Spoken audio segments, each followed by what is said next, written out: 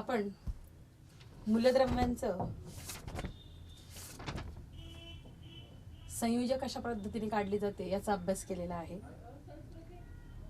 त्यानंतर आपण द्रव्याच्या संघटनामध्ये कोणकोणत्या प्रकारचे द्रव्य म्हणजे द्रव्याचे प्रकार आपण बघितलेले. त्यानंतर द्रव्याचे प्रकार बघताना आपण काही द्रावणाचे पण प्रकार बघितलेले, बरोबर, त्याची उदाहरणं पण बघितलेली.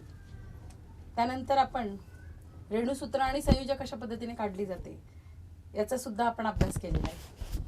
आता आपल्याला पुढचा भाग बघायचा आहे, तो म्हणजे संयुगांचं रेणुसूत्र, त्याच्यानंतर त्याच्यातले घटक मूलद्रव्य जे आहेत ते घटक मूलद्रव्य आणि हायड्रोजनची संयुजा जी आहे ती प्रत्येकामध्ये किती आहे हे आपल्याला बघायचं आहे.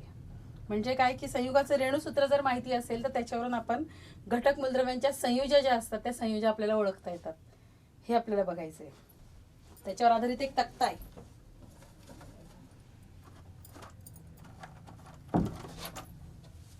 तो तक्ता बघूया आपण. पान नंबर 46 वर तुम्हाला एक तक्ता दिलेला आहे.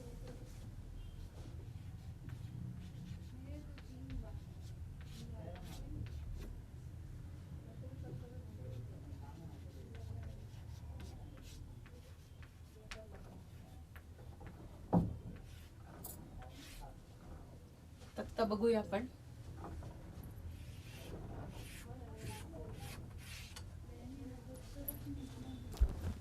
पहिल्यांदा आपण संयुगाचं रेणुसूत्र बघूया तक्त्यामध्ये.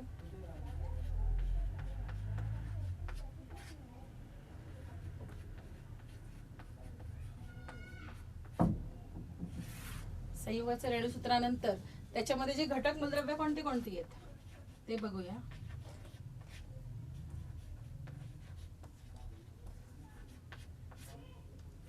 घटक मूलद्रव्यांपैकी हायड्रोजनची संयुजा किती आहे हे आपण बघूया.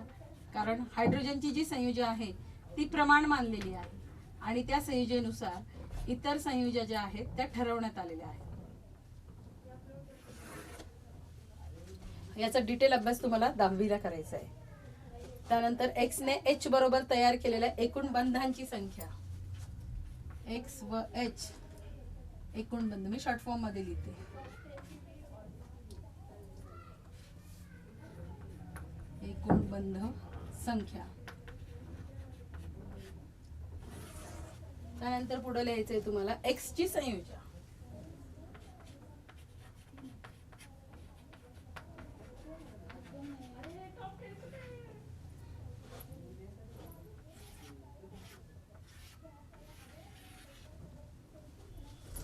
या ठिकाणी तुम्हाला उदाहरण दिलेले आहेत. पहिले HCl,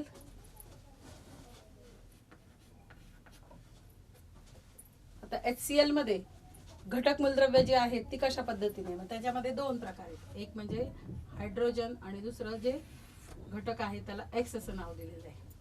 आता HCl मध्ये दोन घटक मूलद्रव्य दिसत आहेत तुम्हाला, एक म्हणजे हायड्रोजन आणि दुसरं क्लोरीन, बरोबर.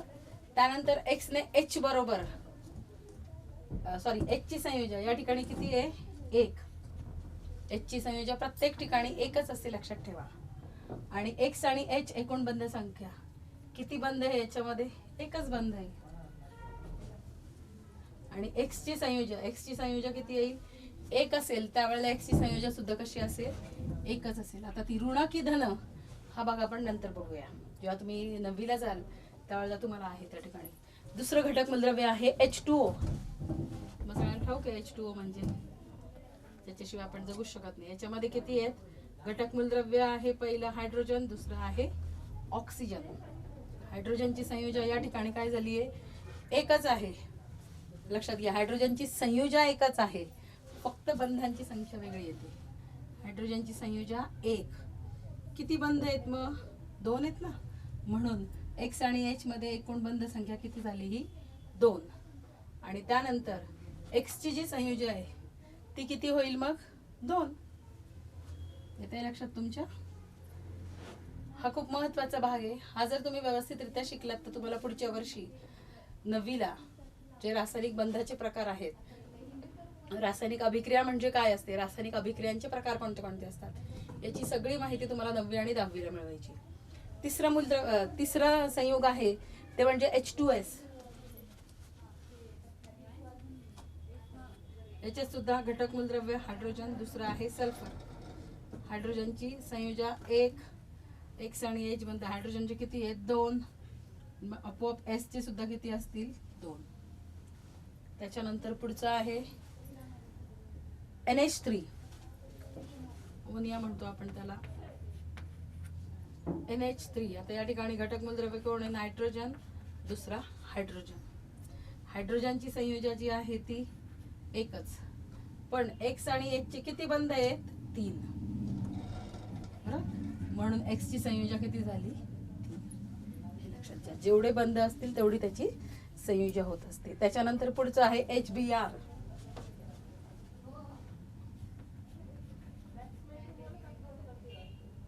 Hydrogen bromine. हायड्रोजनची संयोजा 1, त्याच्यानंतर ब्रोमीन जे आहे, एकूण बंध किती दोघांमध्ये? एकच, म्हणून त्याची संयोजा सुद्धा 1. त्यानंतर पुढचं आहे HBr नंतर HI, hydrogen iodide, hydrogen iodine. याच्यामध्ये सुद्धा बंध संख्या एक्स ची एच बरोबर संयोजा जी आहे ती संयोजा 1. त्यानंतर त्याच्यामध्ये बंध सुद्धा काय आहे? 1, आणि म्हणून याची संयोजा किती झाली? एक्स ची, म्हणजे आयोडीनची संयोजा किती झाली? 1. येत आहे लक्षात? अजून 2 उदाहरणं बघूया आपण.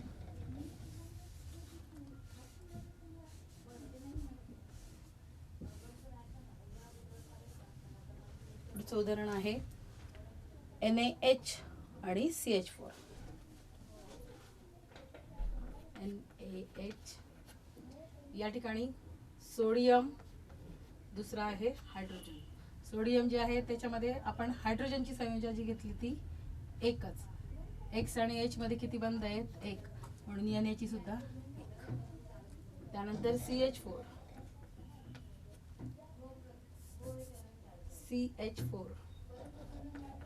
येलो म्हणून येलो लिहिलेले. या ठिकाणी काय आहे? कार्बन, दुसरा आहे हायड्रोजन. हायड्रोजनची संयोजा आहे 1. हायड्रोजनचे किती बॉन्ड आहेत या ठिकाणी? 4, बरोबर, CH4 म्हटल्यावर, म्हणून मग कार्बनची 4 व्हॅलन्सी, म्हणजे त्याला असं आपण संयोजा असं म्हणतो. लक्षात आलं? म्हणजे संयुगांचं जर आपल्याला रेणूसूत्र जर माहिती असेल, हे रेणूसूत्र, तर त्याच्यावरून आपण त्याच्यातले घटक मूलद्रव्य आणि त्या मूलद्रव्यांची संयोजक सुद्धा आपण ओळखतो. पण यासाठी हायड्रोजन जे आहे त्या हायड्रोजनची संयोजा जी आहे 1 आहे, हा त्यासाठी आधार म्हणून वापरलेला आहे. लक्षात घ्या. या उलट मूलद्रव्यांची जर संयोजा माहिती असेल तर त्याच्या तिरकस गुणाकार पद्धतीने संयुगाचं रेणूसूत्र सुद्धा लिहिता येतं. कशा पद्धतीने लिहिता येतं त्याचा एक चार्ट बघूया आपण पुन्हा. हे लक्षात आलं तुमच्या? आता आपल्याला संयोजा माहिती आहे आणि संयोजेवरून आपल्याला काय करायचंय? संयुग जे आहे त्या संयुगाचं रेणूसूत्र तयार करायचंय. या ठिकाणी उदाहरण म्हणून दिलेलं आहे, तर उदाहरण मी सांगते तुम्हाला. या ठिकाणी एक चार्ट दिलेला आहे, तो चार्ट आपण काढूया.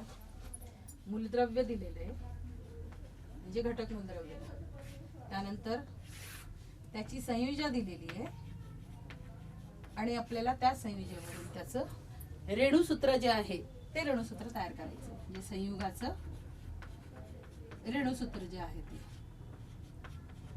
तयार करायचं. बघा, आता पहिले घटक मूलद्रव्य म्हणून त्यांनी कोणते कोणते घटक मूलद्रव्य दिले? पहिला आहे C आणि H, कार्बन. कार्बन आहे 4, हायड्रोजन आहे 1. यांचा काय करायचा? तिरकस गुणाकार करायचा.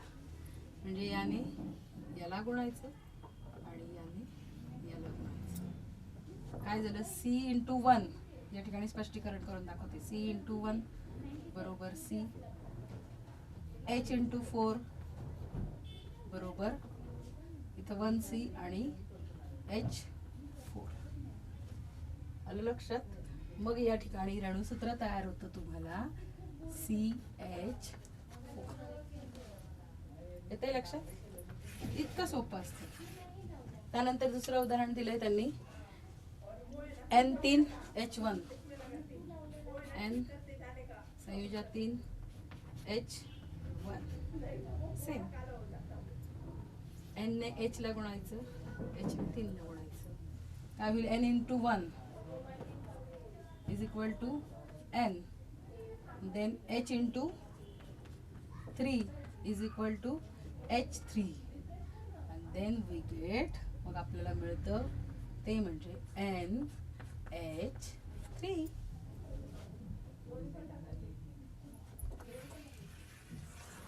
तिसरं उदाहरण दिलंय त्यांनी, Fe2 and S2. Fe त्याची संयोजन आहे 2, सल्फरची संयोजन सुद्धा 2. यांचं सुद्धा आपण क्रॉस मल्टिप्लिकेशन करणार आहोत.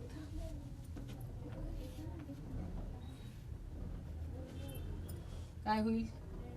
2 into Fe, Fe into 2 is equal to काय येईल? Fe2, बरोबर. आणि 2 into S, बरोबर. S into 2 is equal to S2. आता या ठिकाणी काय होईल? Fe दोघांची संज्ञा 2Fe, आणि हे जर असेल तर त्याचं सूत्र जे आहे ते कसं होईल माहिती आहे तुम्हाला? Fe2S2. लक्षात? अशा पद्धतीने हे सूत्र तयार होतं. Fe2S2 ferrous sulphide. त्यानंतर अजून एक उदाहरण आहे.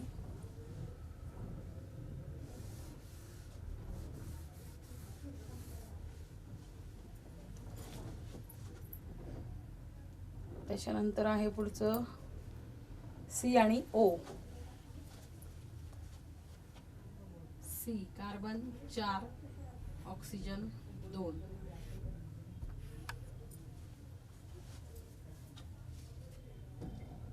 दोघांची असेल तर FeS होतं ना ते. C2H4.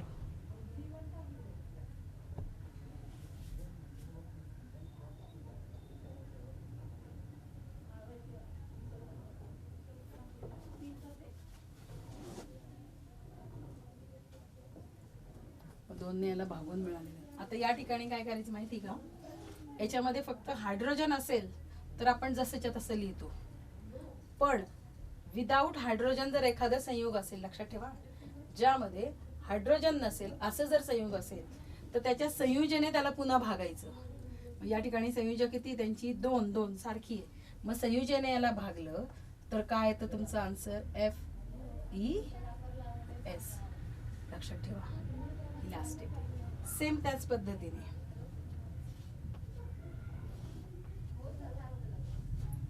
या ठिकाणी काय होईल बघा? C/2 बरोबर C2 आणि O/4 बरोबर O4. मग याचं सूत्र जे येतं ते कसं येतं? C2O4, आणि मग त्या C2O4 ला पुन्हा 2 ने भागायचं. सूत्र काय मिळतं तुम्हाला? C2O4. याला डिवायडेड बाय 2 करायचे, मग ते मिळतं तुम्हाला CO2. आलं का लक्षात?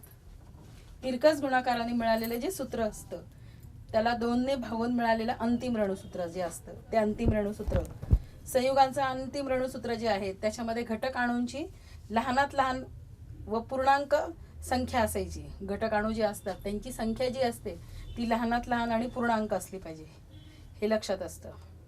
आणि शिवाय आवश्यक असलेली पायरी जी 4 आहे त्याच्यामध्ये सूत्राला योग्य त्या अंकाने काय केलं पाहिजे?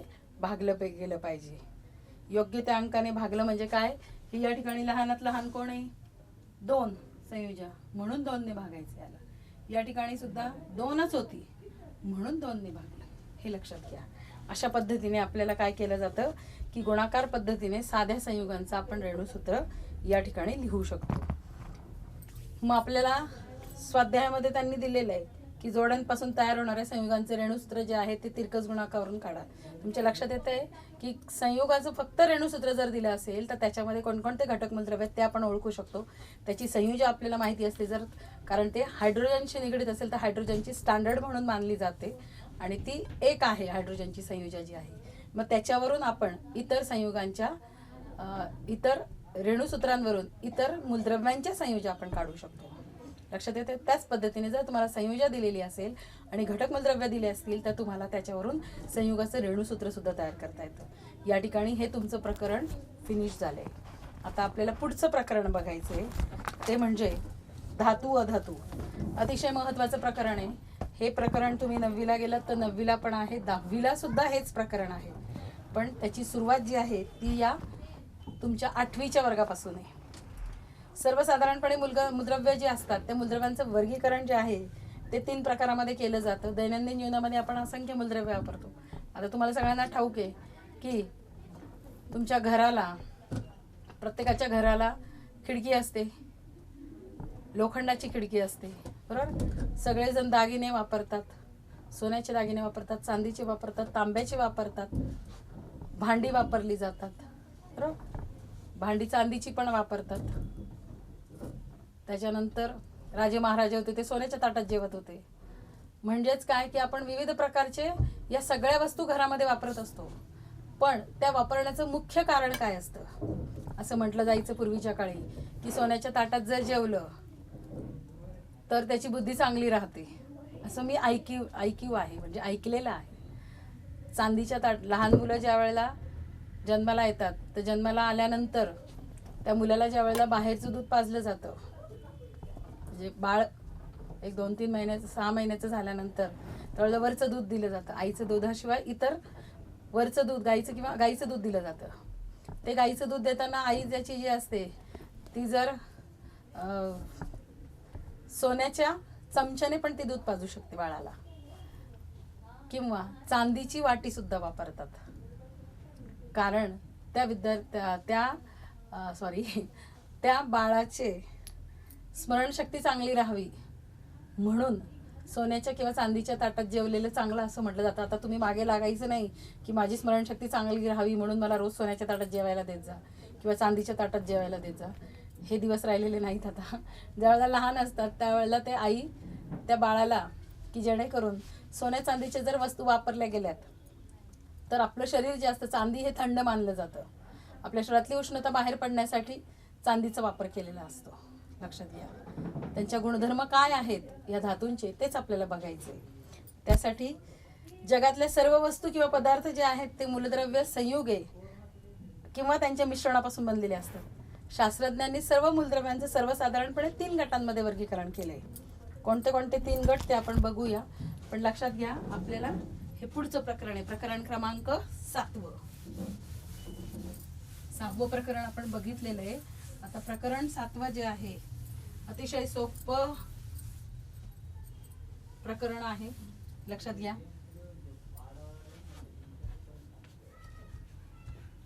प्रकरण 7वे,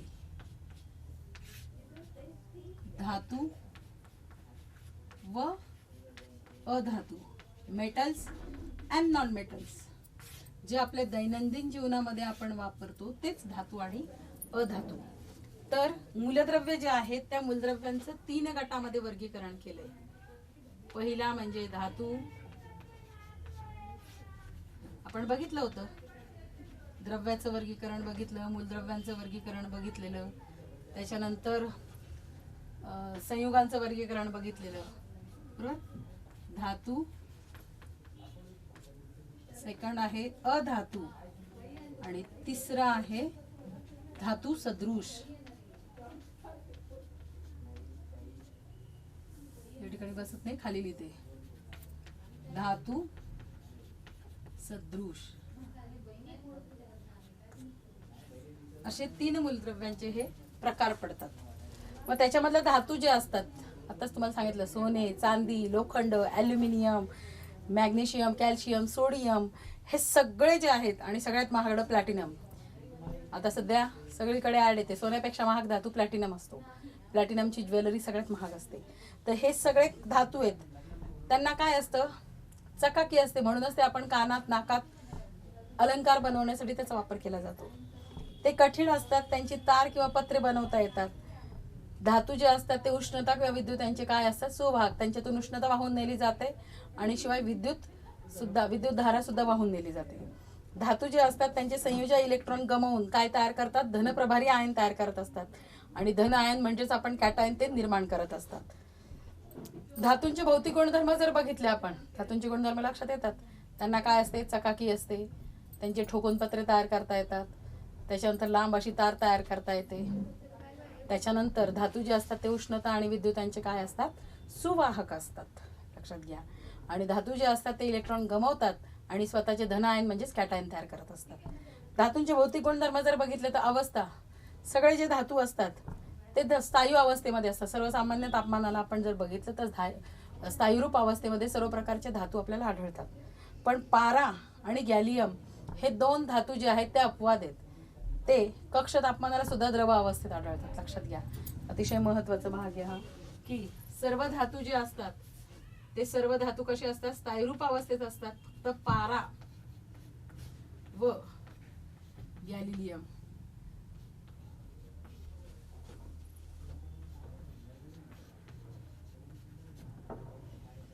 हे जे दोन धातू आहेत, हे धातू कक्ष तापमानाला म्हणजे सर्वसामान्य तापमानाला द्रव अवस्थेत आढळतात. बाकीचे सर्व धातू जे असतात ते स्थायीरूप अवस्थेत आढळतात. द्रव अवस्थेत आढळतात.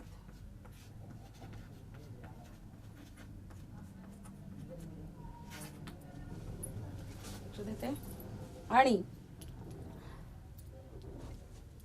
बघा, तुम्ही दवाखान्यात जर गेलात तर तुम्हाला त्या ठिकाणी रक्तदाब मापक पाहिला असेल डॉक्टरांजवळ.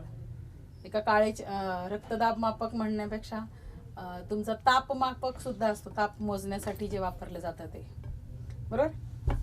तर एका काचेच्या नळीमध्ये एक राखाडी रंगाचा द्रव असतो. तो जो तो जो द्रव असतो तो कोणता असतो, तो पारा असतो, लक्षात घ्या. कोणता असतो, पारा असतो, लक्षात ठेवा. गॅलियम नाही, गॅलिलियम लिहिलं का, सॉरी, गॅलियम. ते गॅलिलिओवरून आठवलं, ऍक्च्युली त्याच्यावरूनच हे नाव ठेवण्यात आलेलं आहे. गॅलियम जे आहे ते गॅलियम आणि पारा हे दोन्ही कक्ष तापमानाला द्रव अवस्थेत आढळतात. तर ज्या वेळेला डॉक्टरांकडे जातात तर ते टेम्परेचर चेक करण्यासाठी राखाडी रंगाचा जो द्रव भरलेला असतो त्याच्यामध्ये, तो द्रव म्हणजे काय असतो, तो पारा भरलेला असतो, लक्षात घ्या. त्याच्यानंतर धातूंना चकाकी असते, माहिती तुम्हाला, तेज असतं धातूंना. तुमच्या घरी असणारी तांब्याची भांडी जर बघितली तुम्ही, ती जर स्वच्छ नवीन आणली दुकानातून तर त्याला खूप तेज असतं. कालांतराने वापरून त्याचं तेज कमी होत असतं.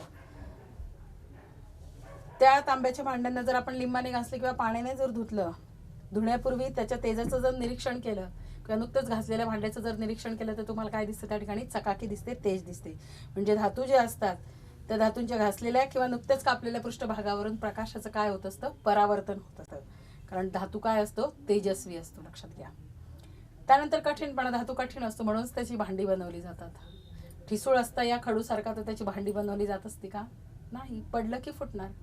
मातीची भांडी जशी असतात तशी. मग सर्वसाधारणपणे धातू जे असतात ते कठीण असतात, ते मऊ असतात. फक्त अपवाद काही मऊ असतात, कठीण असतात पण मऊ पण असतात. अपवाद म्हणजे कोण आहे तर त्याला सोडियम, हा इतका मऊ असतो की तो आपल्याला चाकूने सहज कापता येतो, इतका तो मऊ असतो. पोटॅशियम सुद्धा मऊ असतो, तो चाकूने आपल्याला सहज कापता येतो.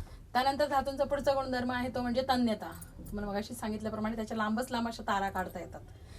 सोनाराच्या दुकानात जर गेला तर सोन्याची किंवा चांदीची तार तो बनवून देतो, बरोबर. मग छिद्रामधून धातूला ओढलं तर त्याची काय बनते, तार बनते. म्हणजे या गुणधर्माला धातूची तन्यता असं म्हटलं जातं. त्यानंतर वर्धनीयता, म्हणजे समजा तुम्ही खिळा घेतला आणि तो ठोकला, हातोडीने जर ठोकत राहिलं तर काही वेळाने त्याचं काय होतं, पातळ असा खिळा जो असतो तो खिळा पातळ होत जातो, त्याचं वरचं जे टोक असतं ते. आणि कालांतराने तुम्ही जर त्याला ठोकत गेला तर त्याचा पत्रा तयार होत असतो. म्हणजेच या गुणधर्माला काय म्हटलं जातं, धातू ठोकून पत्रे तयार करण्याचा जो गुणधर्म त्याला वर्धनीयता म्हणतात. धातू जे असतात त्या धातूंपासून तार बनवली जाते छिद्रामध्ये टाकून, तर त्याला काय म्हटलं जातं, तन्यता असं म्हटलं जातं. त्यानंतर उष्णतेचं वहन आपण बघितलं की समजा तांब्याची पट्टी घेतली किंवा लोखंडाची कढई आहे, चमचा आहे लोखंडाचा, तो चमचा जर एखाद्या भाजीत टाकला तर त्यावेळेला काय होतं, जसं उष्णतेचं वहन होतं, आधी खालचं टोक गरम होतं आणि नंतर उष्णता काय केली जाते, वाहून नेऊन वरचा चमच्याचा दांडा सुद्धा गरम होत असतो. म्हणजे एका टोकापासून दुसऱ्या टोकापर्यंत काय होत असतं, उष्णतेचं वहन केलं जातं. मग धातू उष्णतेचे सुवाहक असतात. चांदी, तांबे आणि अल्युमिनियम जे असतात ते उष्णतेचे उत्तम वाहक म्हणून मानले जातात. लक्षात घ्या, चांदी, तांबे आणि अल्युमिनियम हे धातू म्हणून घरात जी भांडी वापरली जातात, कारण आपल्याला उष्णता पाहिजे असते ना, म्हणून तांब्याची किंवा अल्युमिनियमची भांडी वापरली जातात. चांदीची भांडी आता आपण वापरू शकत नाही म्हणून, कारण महाग आहे म्हणून. तर आपण तांबे आणि अल्युमिनियमची भांडी घरात वापरले जातात. त्यानंतर विद्युत वहन, विजेचे तारा जे बनवले जातात त्या विजेच्या तारा बनवण्यासाठी सुद्धा या धातूंचा वापर केला जातो, कारण धातू हे उत्तम विजेचे सुवाहक मानले जातात. मग त्याच्यामध्ये फक्त एकमेव असा धातू आहे तो म्हणजे शिसे. हा एकमेव धातू जो आहे तो उष्णता आणि वीज यांचा सुवाहक नाही. लक्षात घ्या, शिसे त्याला प्लंबम असं म्हटलं जातं लॅटिन भाषेमध्ये. त्या शिसे जे असतं ते शिस हे उष्णता आणि विद्युत यांचे काय असतात, ते दुर्वाहक म्हणून वापरले जातात, कारण त्यांच्यातून उष्णता पण वाहून नेली जात नाही आणि शिवाय त्यांच्यातून विद्युत वहन सुद्धा होत नाही. त्यानंतर घनता, धातूंची घनता जर बघितली आपण तर ती सर्वात जास्त असते. आपण जर पाण्यात धातू टाकला तर तो तळाशी जाऊन बुडतो. फक्त याच्यामध्ये कोण आहे तर सोडियम आणि पोटॅशियम जर बघितलं आपण तर सोडियम आणि पोटॅशियम, लिथियम यांची घनता जी आहे ती पाण्यापेक्षा सुद्धा कमी आहे. म्हणजे पाण्यावर ते काय होईल, तरंगेल, पाण्यामध्ये बुडणार नाही, तळाशी जाणार नाही. लिथियमची जर घनता बघितली आपण तर ती 0.53 ग्रॅम पर सेंट्रिक क्यूब. आलं लक्षात, एवढी लिथियमची घनता असते. त्यानंतर द्रवणांक आणि उत्कलनांक, म्हणजे धातूंना आपण उष्णता दिली तर त्याचं रूपांतर कशामध्ये होते, स्थायूचं रूपांतर उष्णता दिल्यानंतर द्रवात होतं, द्रवाचं परत उष्णता दिलं तर त्याचं वायूत रूपांतर होतं, बरोबर. म्हणून त्याचा द्रवणांक आणि उत्कलनांक जर बघितला तर तो अतिशय उच्च असतो. फक्त याला अपवाद कोण आहे तर Hg म्हणजे पारा, सोडियम आणि पोटॅशियम. सोडियम, पोटॅशियम, त्यानंतर मग अशी बघितलेला गॅलियम. गॅलियम Hg म्हणजे पारा, पारा, गॅलियम, त्यानंतर सोडियम आणि पोटॅशियम हे जे धातू आहेत या धातूंचं द्रवणांक आणि उत्कलनांक काय आहेत, कमी असतात. नादमयता बघा, तुम्हाला सगळ्यांना माहिती आहे सध्या शाळेची बेलच वाजत नाही आहे. आता शाळेची जी बेल आहे, घंटा पाहिलेली असेल, मंदिरातली पण घंटा पाहिली असेल, मंदिरातल्या घंटा वाजू लागल्या पण शाळेच्या घंटा अजून वाजवायला वेळ आहे. 9वी 10वीच्या टिकेत वाजल्या आहेत, परंतु तुमच्या अजून शाळेच्या घंटा वाजवायला वेळ आहे, कारण कोरोना अजून आहे. जरी त्याचा थोडाफार हे कमी झालेला असेल, तीव्रता त्याची कमी झालेली वाटते, पण तरी सुद्धा तो असल्यामुळे तुमची काळजी म्हणून तुम्हाला घरी ठेवण्यात आलेला आहे. म्हणून तर तुम्हाला आपल्या शिक्षा समूह आणि हिंद सेवा मंडळ यांनी जो उपक्रम केलेला आहे त्या उपक्रमांतर्गत तुम्हाला सगळ्यांना घरबसल्या अभ्यास करता यावं म्हणूनच हा उपक्रम आपल्या हिंद सेवा मंडळाने आणि शिक्षा समूहाने तयार केलेला आहे. आणि या उपक्रमांतर्गतच तुम्हाला सगळ्यांना शिक्षणाच्या प्रवाहात आणणं हे एकमेव ध्येय आपल्या हिंद सेवा मंडळाचं आहे. आणि ते ध्येय नक्कीच तुम्ही सर्वजण पूर्ण करणार आहात, त्यासाठी मदतगार म्हणून आम्ही आहेत. असो, नादमयता, शाळेची घंटा माहिती असेल तुम्हाला, त्या घंटेवर जर टोल मारला तर त्याचा आवाज होत असतो, म्हणजे त्याला आपण नाद असं म्हणत असतो. की तुमच्या शाळेची घंटा कोणत्या धातूची आहे, आपण बघितले पितळाची घंटा असते. कोणी म्हणेल की आता बेल आहे, घंटा नाहीच शाळेला, आता बेल वाजवतात. पण शाळेची जी घंटा आहे ती घंटा ज्या पद्धतीने वाजवली जाते, तो जो नाद असतो तो धातूंमध्ये तो गुणधर्म असतो आवाज करण्याचा. खाली पडल्यावर त्याचा आवाज होतो, नाणं जर टाकलं तुम्ही तर त्याचा आवाज होतो, कॉईन पडल्यावर लगेच तुमच्या लक्षात हा 1चा कॉईन आहे 2चा. काही जण ते त्याच्या आवाजावरून सुद्धा ते ओळखतात की 1चा कॉईन पडला, 2चा कॉईन पडला, बरोबर, किंवा 5चा कॉईन पडला, 5चा ठोकळा पडला असं म्हणतात तुम्ही. तर नादमयता हा सुद्धा धातूंचा गुणधर्म आहे. लक्षात घ्या, धातूंचे गुणधर्म आपण कोणते कोणते बघितले. सर्वप्रथम बघितला धातूंचा जो गुणधर्म आहे तर स्थायीरूप असतात. सर्व धातू जे असतात कक्ष तापमानाला स्थायीरूपात असतात, परंतु धातू जे असतात तर त्याच्यामध्ये अपवाद म्हणून पारा आणि गॅलियम हे जे 2 धातू आहेत, हे 2 धातू कक्ष तापमानाला द्रवरूप अवस्थेत आढळतात. त्यानंतर आपण बघितलं पुढं म्हणजे धातूंना तेज असतं, चकाकी असते. सर्व धातू जे असतात ते धातू चकाकतात, बरोबर. त्याच्यानंतर पुढचा गुणधर्म बघितलेला आपण धातूंचा तो म्हणजे कठीणपणा. सर्व धातू जे असतात ते कठीण असतात, फक्त त्याच्यामध्ये आपण बघितलेलं ते म्हणजे सोडियम आणि पोटॅशियम हे काय असतात, मऊ असतात, हे आपण बघितलेलं. त्यानंतर धातूंची तार ओढली जाते म्हणजे तन्यता हा गुणधर्म धातूंना असतो. त्यानंतर आपण बघितलेले धातू जे असतात त्या धातूंना वर्धनीयता म्हणजे त्यांचे ठोकून पातळ पत्रे तयार केले जातात. त्यानंतर धातू जे असतात ते उष्णतेचे उत्तम सुवाहक म्हणून वापरले जातात, कारण धातू उष्णता जी असतात ती उष्णता वाहून नेत असतात. त्यानंतर विद्युत वहन सुद्धा धातूंच्या माध्यमातून केलं जातं. त्याच्यानंतर आपण उष्णतेचे सुवाहकांमध्ये आपण बघितलं की चांदी, ॲल्युमिनियम आणि तांब हे अतिशय उत्तम सुवाहक म्हणून वापरले जातात, म्हणून भांडी त्याची तयार केली जातात. त्यानंतर विजेच्या तारा बनवण्यासाठी सुद्धा धातू जे असतात त्या धातूंचा उपयोग केला जातो, कारण धातू हे विजेचे काय म्हणतात, सुवाहक असतात, त्यांच्यातून विद्युत धारा वाहून नेली जाते. आणि घनता जर बघितली तर धातूची घनता जी असते ती घनता ही पाण्यापेक्षा जास्तच असते, म्हणजे जास्तच असते. फक्त अपवाद जो आहे तो म्हणजे सोडियम, पोटॅशियम आणि लिथियम. लिथियमची घनता तर 0.53 milligram 0.53 gram per centimetre cube अशी असते. आणि त्याच्यानंतर द्रवणांक आणि उत्कलनांक जर बघितला तर धातूचे द्रवणांक आणि उत्कलनांक अतिशय उच्च असतात, म्हणून टंगस्टन सारखा जो धातू असतो, 10वीला आहे तुम्हाला, टंगस्टन सारखा जो धातू असतो तो बल्बमध्ये वापरलेला असतो. बघा सगळ्यांच्या घरामध्ये 60 वॅटचा बल्ब, 40 वॅटचा बल्ब, 100 व्होल्टचा वॅटचा बल्ब वापरतात, वॅटचा बल्ब वापरतात. त्या बल्बमध्ये जी तार असते आतली ती टंगस्टन पासून बनलेली असते. नायक्रोमचं कुंडल असतं ते, लक्षात घ्या, कारण टंगस्टनचा उत्कलनांक सर्वात जास्त असतो म्हणून. तर धातूंचे उत्कलांक आणि द्रवणांक सुद्धा जास्त असतात. त्याला फक्त अपवाद म्हणजे पारा, गॅलियम, सोडियम आणि पोटॅशियम. त्याच्यानंतर नादमयता आपण बघितलं की धातू जे असतात ते धातू नादमय असतात. त्यांच्यावर जर आपण आवाज केला, धातू जर पडला तर त्याच्यापासून काय तयार होतो, आवाज येतो, म्हणजे त्यांच्यामध्ये नादमयता हा गुणधर्म असतो. आता हे धातूंचे गुणधर्म बघितले. आता आपल्याला अधातूंचे गुणधर्म बघायचे. अधातू म्हणजे कोणते कोणते, तर कार्बन, फॉस्फरस, सल्फर हे अधातू आहेत. सामान्यपणे जर बघितलं तर स्थायू जे असतात, सर्वसाधारणपणे स्थायू जे असतात, स्थायू अधातू जे असतात ते ठिसूळ असतात आणि त्यांना चकाकी नसते. अधातूंचे भौतिक गुणधर्म जर बघितले तर त्यांच्यामध्ये भौतिक अवस्थेमध्ये सर्व सामान्य तापमानाला अधातू जे असतात ते स्थायू, द्रव आणि वायू अशा तिन्ही रूपात आढळतात.